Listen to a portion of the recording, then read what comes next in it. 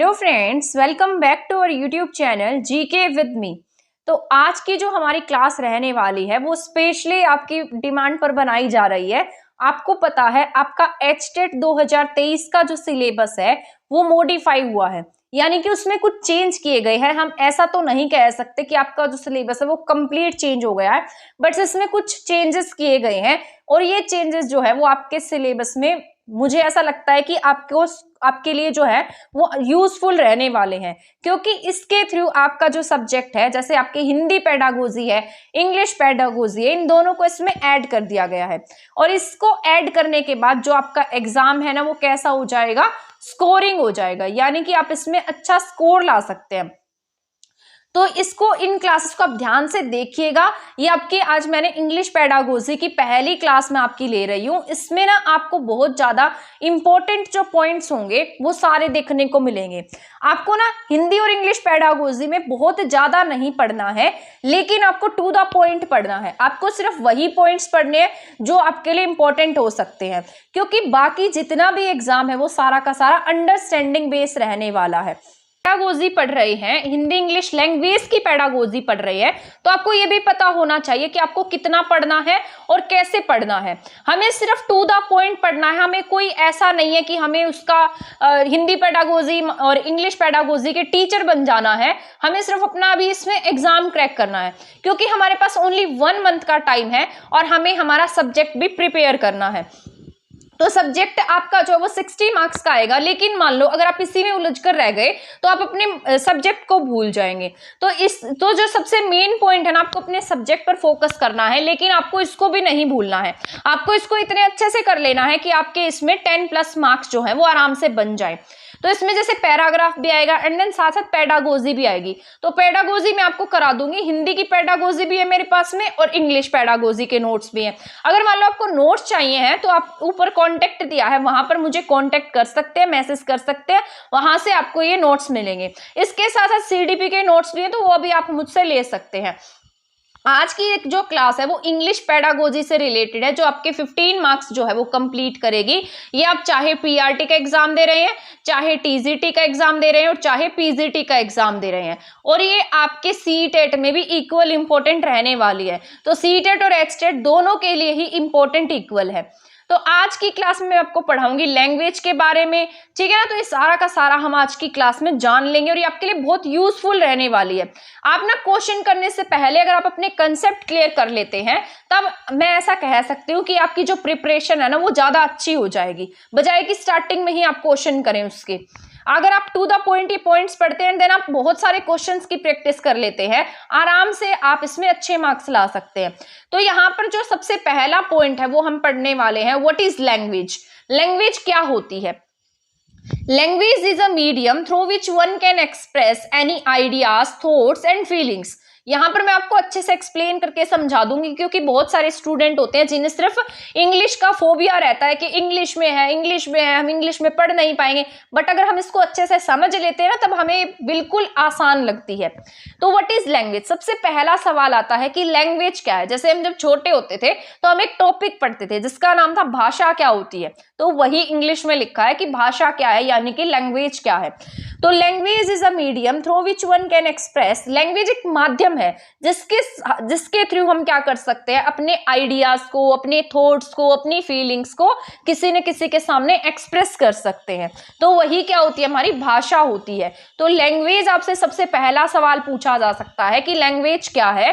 तो लैंग्वेज एक मीडियम होता है जिसके थ्रू हम अपने आइडियाज को, अपने थॉट को, अपनी फीलिंग्स को किसी के सामने एक्सप्रेस कर सकते हैं। अब मान लो आप हैं, आपको किसी को कोई बात कहनी है, तो आप किसका यूज करते हैं? अपनी भाषा का यूज करते हैं। और उसका यूज कर किस ले रहे हैं? ताकि आप अपने कुछ थॉट, कुछ बातें, कुछ फीलिंग्स किसी के सामने एक्सप्रेस कर सके।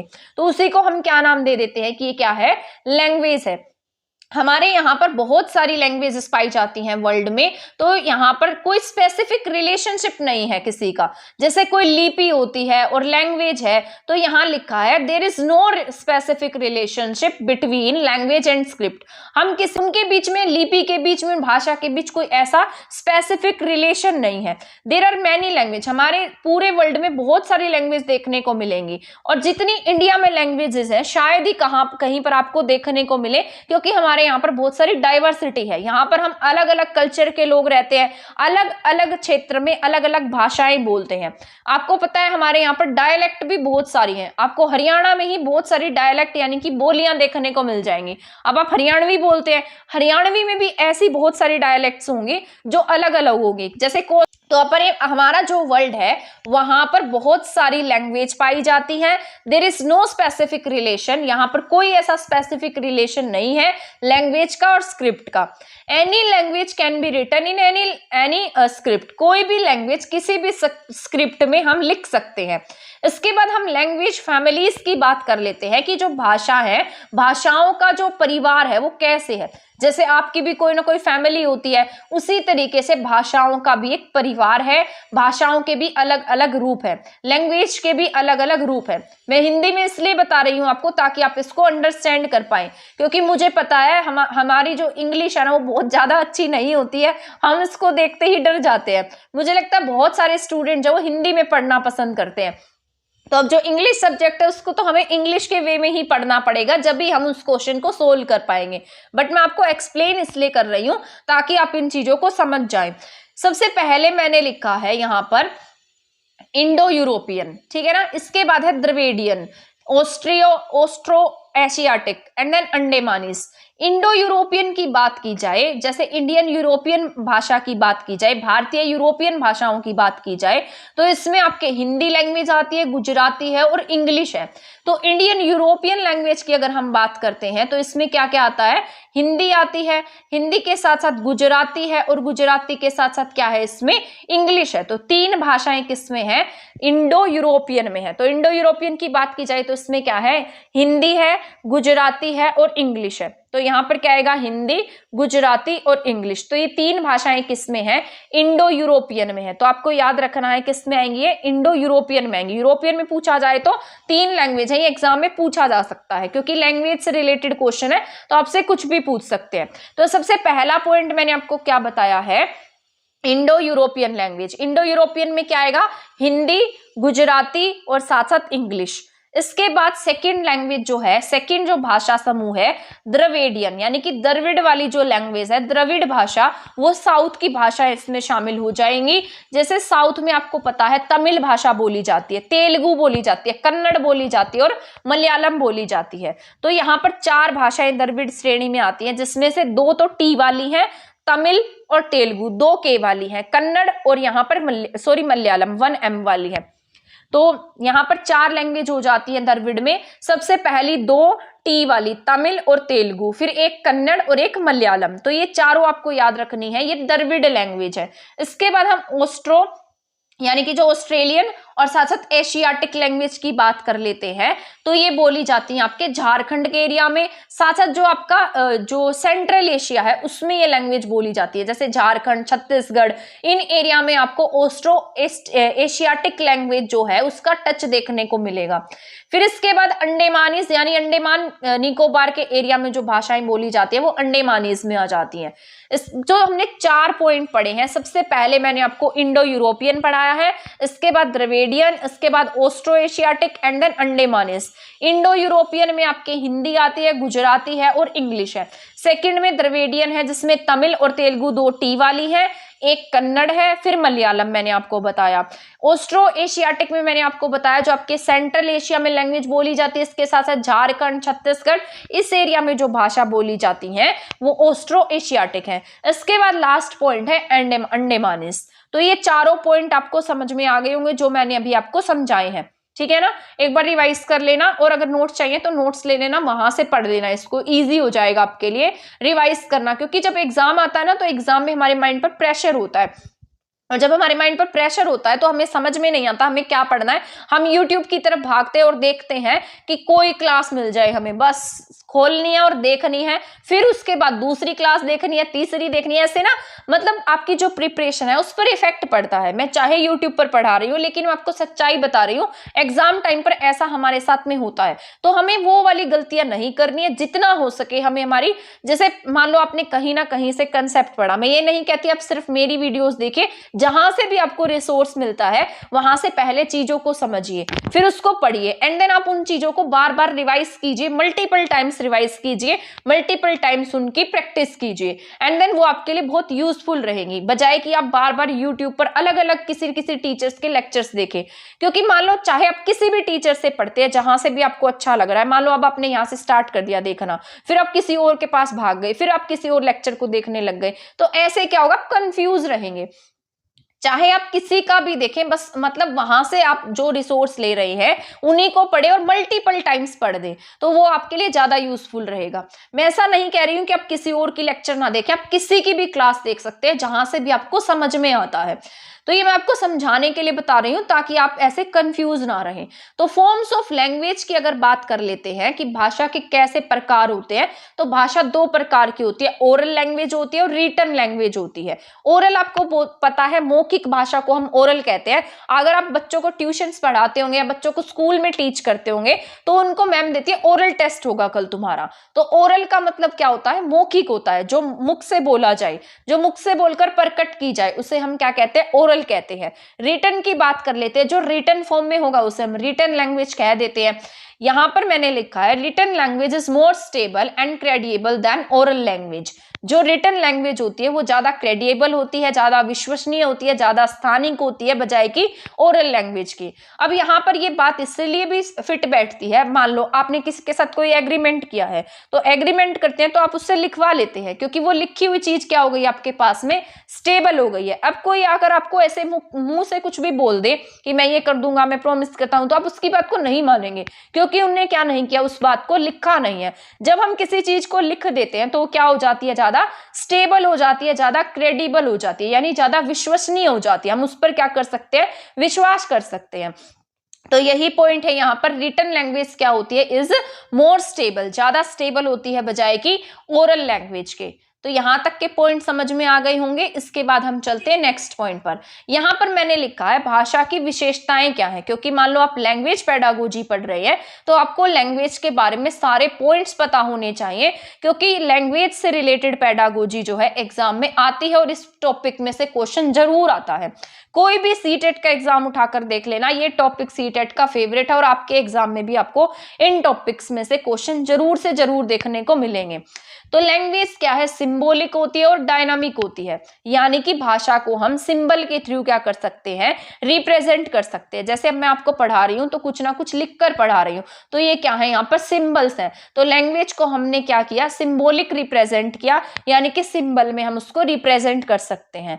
इसके साथ साथ डायनामिक होती है, यानी कि चेंजेबल है, समय के साथ साथ क्या हो जाती है, भाषा बदलती रहती है। जैसे मान लो एक एग्जाम्पल देती हूँ, पहले हम क्या कहते थे, किसी चीज को फिल्म, जैसे फिल्म देखने जा रहे हैं, पिक्चर देखने जा रहे हैं, है ना, आज उसको हम चेंज करके क्या बोल देते हैं, मूवी देखने जा रहे हैं, है ना। तो यहाँ पर भाषा ने क्या किया, थोड़ा चेंज कर लिया, यानी कि भाषा कैसी हो गई है। आपको ये सारे पॉइंट याद रखने हैं। क्या है यहाँ पर, भाषा चेंजेबल है, यानी कि चेंज होती है, बदलती रहती है, समय के साथ साथ भाषा बदलती है।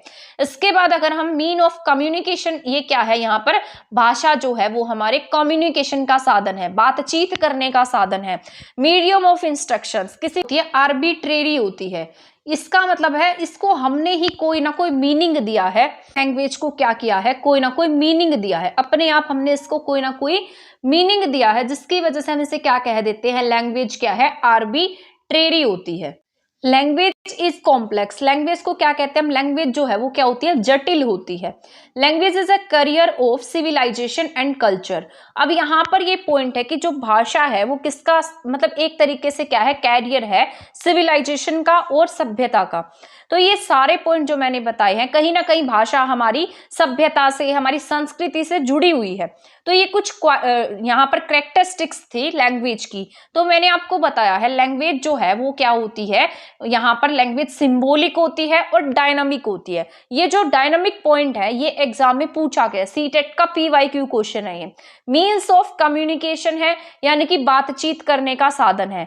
मीडियम ऑफ इंस्ट्रक्शन है, इसके साथ साथ लैंग्वेज आर्बिट्रेरी होती है, लैंग्वेज कॉम्प्लेक्स होती है और लैंग्वेज क्या है, कैरियर है सिविलाइजेशन एंड कल्चर का। अब मैं आपको बताने जा रही हूँ लैंग्वेज एक्विजिशन के बारे में, यानी कि इसको अगर हम हिंदी में बात की जाए तो हिंदी में हम इसे भाषा अर्जन के नाम से जानते हैं।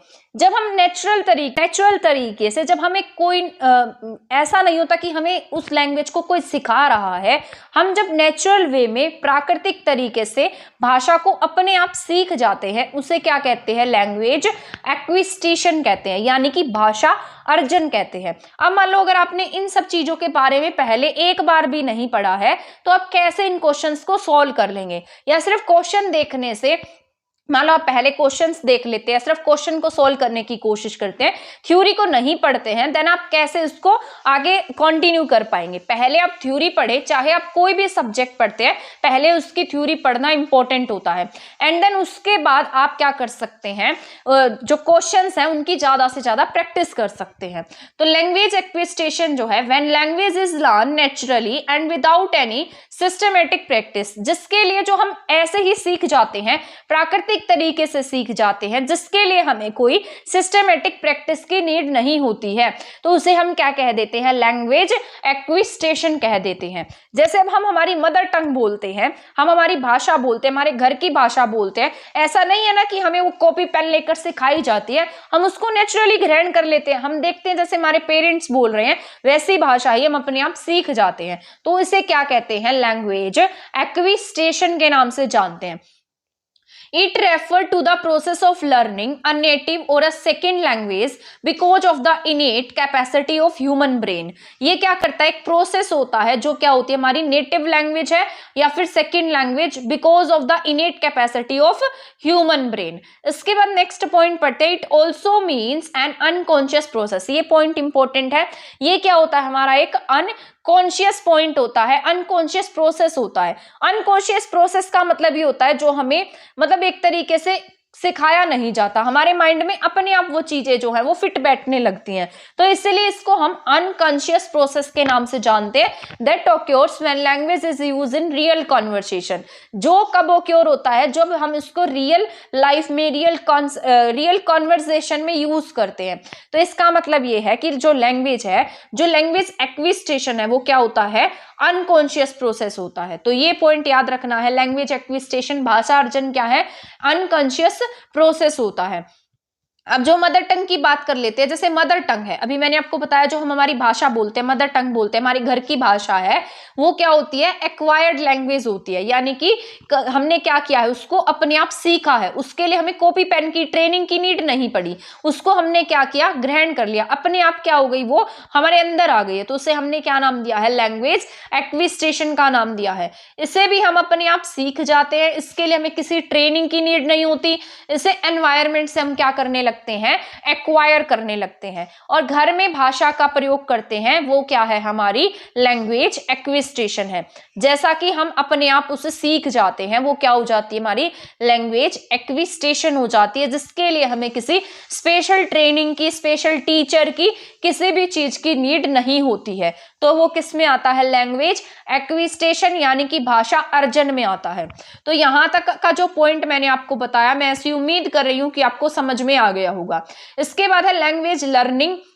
मैं आपको बस लैंग्वेज लर्निंग और पढ़ा देती हूँ, उसके बाद डिफरेंस जो है ना वो मैं आपको कल की क्लास में पढ़ा दूंगी।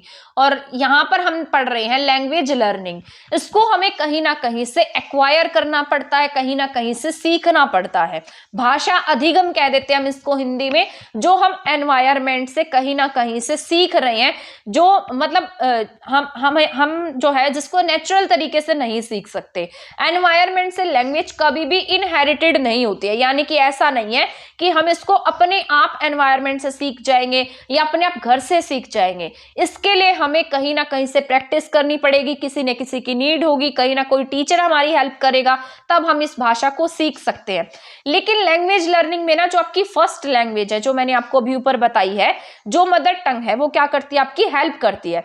तो लैंग्वेज सेकेंड तक पहुंचने के लिए, यानी कि जो भाषा आप एक्वायर करना चाहते हैं, जिसको आप सीख रहे हैं ट्रेनिंग से, उसमें हेल्प करेगी। जैसे एग्जांपल देती हूँ, सिंपल फॉर्म में बताने की कोशिश करती हूँ।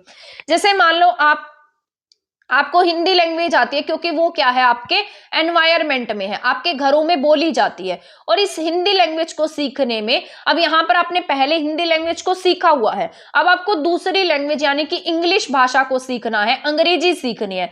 तो जो ये आपकी हिंदी भाषा है, ये कहीं ना कहीं आपको इंग्लिश सीखने में क्या करेगी, हेल्प करेगी। जैसे कोडिंग डिकोडिंग से हमें वर्ड सिखाए जाएंगे, जैसे आपको सिखाया जाएगा एप्पल, सेब, सेब को क्या कहते हैं, एप्पल कहते हैं। तो यहां से आप क्या कर सकते हो, उसको सीख सकते हैं, क्योंकि पहले आपको ये पता है कि वो क्या होता है, सेब है, उसको इंग्लिश में हमने क्या नाम दिया है, एप्पल का नाम दिया है। तो यहां से अगर मान लो आपकी जो फर्स्ट लैंग्वेज है उसने क्या किया, आपकी हेल्प की है सेकेंड लैंग्वेज को सीखने की। तो यहाँ पर जो हिंदी लैंग्वेज थी वो क्या है आपकी, यहाँ पर एक्विस्टेशन है, लैंग्वेज एक्विस्टेशन हुआ। यहाँ पर इंग्लिश को आपने कहीं ना कहीं ट्रेनिंग से सीखा है, बुक से पढ़ा है, तो यहाँ पर ये क्या है, आपकी लैंग्वेज लर्निंग है। आप इंग्लिश को क्या करते हैं, लर्न कर रहे हैं, और हिंदी भाषा को आपने एक्विस्टेशन किया है, अर्जन किया है।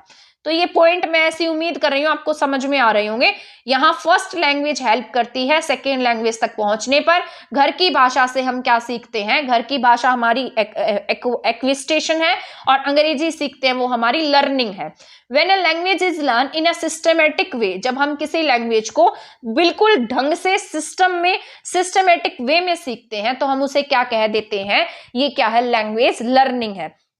Learning a language is all inclusive process. जो लर्निंग लैंग्वेज होता है वो क्या है, एक इंक्लूसिव प्रोसेस है, जो सभी चीजों को साथ में लेकर चलता है। तो लर्निंग लैंग्वेज को सीखना किस में आता है, इंक्लूसिव प्रोसेस में आता है। और वो मैंने आपको बताया था, लैंग्वेज एक्विस्टेशन जो है वो सब कॉन्शियस प्रोसेस होता है, जिसको हम अपने आप सीख जाते हैं और बाद में उसका यूज अपने आप करने लगते हैं। लेकिन जो लर्निंग है, लैंग्वेज लर्न कर रहे हैं हम, वो कैसा प्रोसेस है, एक कॉन्शियस प्रोसेस है, यानी कि इसको हमें पता होता है जब हम सीख रहे हैं। इट इज मोर इफेक्टिव, और ये ज्यादा इफेक्टिव होता है जब किसी मीनिंगफुल सिचुएशन में और फैमिलियर एनवायरनमेंट में डन किया जाता है। तो यहाँ पर उसके लिए हमारे पास में कोई अच्छी सिचुएशन है, या हमारे पास बहुत अच्छा एनवायरनमेंट है उस भाषा को सीखने का, तो हम उसको बहुत अच्छे से क्या कर सकते हैं, सीख सकते हैं। अब मान लो आपको बहुत अच्छे टीचर्स मिले हैं कोई लैंग्वेज सीखने के लिए, मान लो आपको इंग्लिश सीखनी है, आपको जापानीज सीखनी है, आपको चाइनीज लैंग्वेज सीखनी है, अब आजकल तो बहुत सारी भाषाएं हैं जिसके लिए बहुत सारे स्टूडेंट्स जो हैं दिल्ली जाकर भाषाएं सीखते हैं। तो जो भाषा सीखना है ना, उसके लिए आपके पास अगर अच्छा एनवायरनमेंट है और अच्छी मीनिंगफुल सिचुएशन अच्छी है, तो वो क्या हो जाएगी, ज्यादा इफेक्टिव होगी, आप उसको बहुत अच्छे से समझ पाएंगे। तो ये क्या है, लर्निंग ऑफ लैंग्वेज है। इसके बाद स्कीनर के अकॉर्डिंग जो लैंग्वेज है वो सीखी जाती है किस किस के मेथड से, इमिटेशन एंड रीइंफोर्समेंट्स। इमिटेशन का मतलब होता है अनुकरण करके, आप किसी न किसी को देखते हैं, सीखते हैं, फिर आपके पास रीइंफोर्समेंट्स मिलता है। ये मैंने आपको पढ़ाया भी था, यानी कि पुनर्बलन मिलता है, जब मैंने आपको स्कीनर की थ्योरी पढ़ाई थी। जब आपको कोई पॉजिटिव बोलेगा, यानी कि आप उसको सीखते चले जाएंगे, पॉजिटिव पुनर्बलन आएगा। आपको कोई वेरी गुड देगा, आपको टाइम पर, मतलब जैसे टेस्ट दिए जाते हैं, आप उसमें अच्छा परफॉर्म कर रहे हैं, आपको गुड मिल रहा है, तो आप उस भाषा को आगे सीखते चले जाते हैं। तो यही एक पुनर्बलन होता है। तो इसमें दो चीजें इंपॉर्टेंस रखती हैं, एक इमिटेशन यानी कि अनुकरण, एंड सेकंड वन इज पुनर्बलन। अनुकरण होता है इमिटेशन, रीइंफोर्समेंट होता है पुनर्बलन। अनुकरण का मतलब आपने किसी ने किसी को देखा, किसी ने किसी के सिखाए हुए मार्ग पर आप चले, किसी ने किसी के सिखाए हुए रास्ते पर चले, उसके बाद आपने क्या किया, यहाँ पर पुनर्बलन किया, आपको कोई ना कोई रीइंफोर्समेंट मिलता रहा, वेरी गुड मिलता रहा, आप टेस्ट में अच्छा करते चले गए। तो ये दोनों चीजों ने क्या किया, आपको किसी लैंग्वेज को सीखने में हेल्प किया है। यहाँ पर grammar should be taught in meaningful context. जैसे ग्रामर है, आप ग्रामर सीखते हैं तो वो भी आपको किसी न किसी मीनिंगफुल तरीके से सिखाई जाती है। तो यही था हमारा आज का टॉपिक। इसके बाद जो ये लास्ट है ना, एक्विस्टेशन एंड लर्निंग, ये मैं आपको कल की क्लास में पढ़ाऊंगी, ठीक है ना। तो आज की क्लास में इतना ही पढ़ लेते हैं, कल की क्लास में मैं आपको ये सारा टॉपिक पढ़ाने वाली हूं, ठीक है ना। तो इस क्लास को ज्यादा से ज्यादा शेयर करना, ताकि ये किसी न किसी के लिए यूजफुल हो। और अगर आपको इसके कंप्लीट नोट्स चाहिए हैं, Hindi pedagogy, English pedagogy, CDP के, तो हमारे चैनल पर अवेलेबल है। आप मुझे इन नंबर पर कॉन्टेक्ट कर सकते हैं, मैसेज कर सकते हैं। अगर आप मैसेज नहीं करना चाहते हैं तो आप मुझे मेल भी कर सकते हैं। दोनों तरीके से आपको नोट्स अवेलेबल हो जाएंगे। तो ये पेड रहने वाले और बहुत रीजनेबल प्राइस में रहेंगे। तो अगर आप में से किसी का मन करता है इनको लेने का या पढ़ने का तो आप इनको पढ़ सकते हैं। तो अब मिलेंगे नेक्स्ट क्लास में हमारी नेक्स्ट टॉपिक्स के साथ। तब तक हम हमारे चैनल के साथ बने रहें। आपको यहाँ पर Hindi pedagogy, English pedagogy, Haryana GK, CDP, ये एचटेट को लेकर मैं टारगेट लेकर चल रही हूँ, तो उन क्लासेस को देखना भी नहीं भूलिएगा। 1 मंथ का टारगेट है। 1 मंथ के टारगेट में हम इन सभी टॉपिक्स को कंप्लीट करने वाले हैं। हरियाणा डिस्ट्रिक्ट कंप्लीट करने वाले हैं। हरियाणा जीके में मैंने 11 डेज का टारगेट लिया है, जिसमें हम 22 डिस्ट्रिक्ट कंप्लीट करेंगे। हमारी 4 डिस्ट्रिक्ट्स कंप्लीट हो गई हैं। एक क्लास मैंने पहले अपलोड कर दी और एक अभी आपको देखने को मिल जाएगी। तो इसमें हमारी 4 डिस्ट्रिक्ट 2 वीडियो में कंप्लीट हो गई हैं। तो ऐसे ही हम टारगेट लेकर चलेंगे। सीडीपी की बहुत सारी क्लासेस मैंने अपने चैनल पर करा रखी हैं। तो ये सारी क्लासेस जो है ना आपके एग्जाम के लिए बहुत ज्यादा यूजफुल रहने वाली हैं। तो आप इन क्लासेस को देखना नहीं भूलिएगा। चैनल को शेयर करना मत भूलिएगा, वीडियो को शेयर करना नहीं भूलिएगा। तो मिलेंगे नेक्स्ट वीडियो में नेक्स्ट टॉपिक के साथ। तब तक चैनल के साथ बने रहें। चैनल को सब्सक्राइब नहीं किया है तो सब्सक्राइब कर दें। वीडियो को शेयर नहीं किया तो आप इसे शेयर जरूर करें।